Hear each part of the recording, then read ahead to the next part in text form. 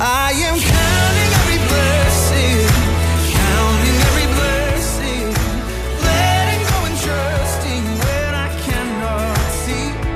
I am counting every blessing, counting every blessing, surely every season. Welcome to the ND 500 podcast. Today's text comes from Genesis chapter 22, verse 1 through 5. Now it came to pass after these things that God tested Abraham and said to him, Abraham. And he said, Here I am. Then he said, Take now your son, your only son Isaac, whom you love, and go to the land of Moriah, and offer him there as a burnt offering on which one of the mountains of which I shall tell you. So Abraham rose in the morning and saddled his donkey, and took 2 of his young men with him, and Isaac his son. And he split the wood for the burnt offering, and arose and went to the place of which God had told him. Then on the 3rd day, Abraham lifted his eyes and saw the place afar off. And Abraham said to his young men, Stay here with the donkey. The lad and I will go yonder and worship, and we will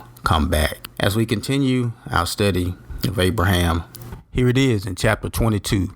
God is asking Abraham to sacrifice the very son that he had promised that he would have. If you remember, Abraham was 75 years old when God promised him a son. But Abraham waited 25 years before the son of promise was born to him. And if also you remember, Sarah was beyond childbearing years. And so this son that God is asking him to sacrifice is more of a miracle son. So here it is. God is asking Abraham to offer his son as a sacrifice, to give up the one thing that God had promised him, the one thing that he had waited years for. He waited 25 years for. And so on today, there may be somebody listening to me today who God has asked you to give up the very thing that he promised you, to give up the thing that's near and dear to your heart. But when you continue reading the story of Abraham, Abraham was not only asked to sacrifice his son.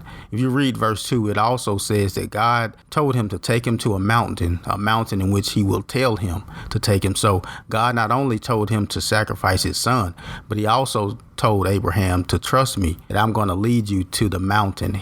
God didn't even give him the actual mountain to sacrifice his son on. So Abraham had to not only take the thing that was near and dear to his heart to sacrifice, he also had to trust that God would also lead him to the specific mountain to take him. So on today, I just want to encourage you that it may be something that God has asked you to offer up to him. He may have asked you to give up. But when you read the story of Abraham, once Abraham got to the mountain, there was a ram in the bush. God had already worked out the sacrifice.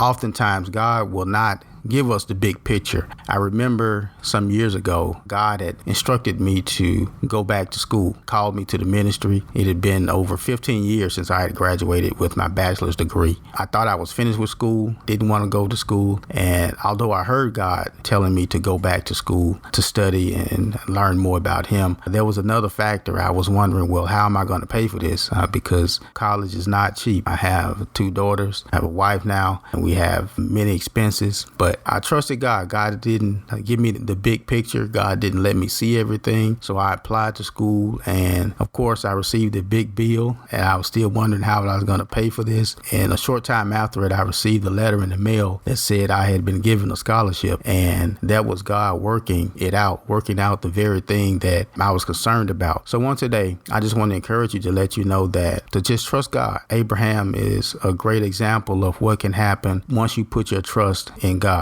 And so on today, if you have any questions, please feel free to send me an email at podcast@ndcole.com. Feel free to visit my website at www.ndcole.com. Until next time, live in truth.